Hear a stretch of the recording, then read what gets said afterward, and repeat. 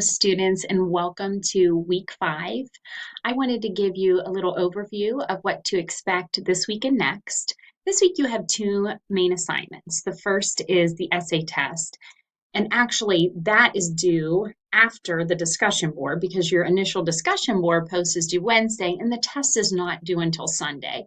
But in terms of list of priorities, I would aim to try to get that done sooner rather than later, just so you can get that off your plate.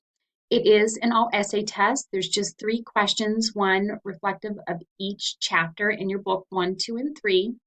And I'm really looking for you to dive deep into the content and to be thorough and comprehensive with your responses. You get 2.5 hours to complete the test. So I want you to take time to write well and to revise well. If you cite, make sure that you use in-text citation and then just include an APA citation from your text at the bottom of your response. The other assignment for this week is the discussion on instructing tweens, and you have a short article to read on that and then a discussion board prompt. So remember, initial posts are due Wednesday, and then your follow-up to 2 classmates is due Sunday night. Then you have details about the first case study that you will be completing. You get 2 weeks to complete this case study, and several weeks later, I roll out another case study for you to complete.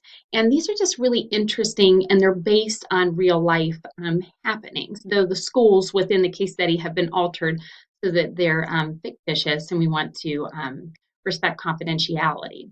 But the questions surrounding them are really interesting, and they provide some good food for thought and might mirror some situations that you'll have in the future.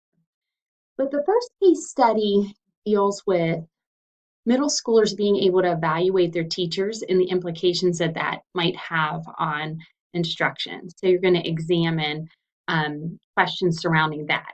There is a really thorough rubric that you should consult under the rubrics tab on the left side of Blackboard. And it tells you everything that I would want you to include in that case study. In addition, I give you an example of an exemplary case study in this week's learning session folder. It is in response to a totally different prompt, but it gives you a great idea of what I'm looking for in terms of breadth and in terms of completion of the responses. So make sure you check that out. But that covers week 5. Let's look at week 6. So week 6, you're going to be reading a great article about teachers being a witness of the faith. And that is true regardless of what educational setting you're in, whether you're in a private, non-faith-based school, whether you're in a private Catholic school, whether you're in a public school, whether you end up homeschooling, whether you're in a Montessori co-op. There's so many options, but no matter what, you are to be the living reflection of Jesus Christ. One of my favorite scriptures is Isaiah 54, and it says, "The Lord has given me the tongue of a teacher so that I may encourage the weary with a word." Isn't that beautiful? Just through our countenance, our face, our smile, through our encouragement, through our patience, through our listening ear, all of those feed in and portray Christ to our students. So both directly and indirectly, we can be living witnesses of Jesus to our students. So you are going to read an article, and then you're going to write a short reflection based on that article.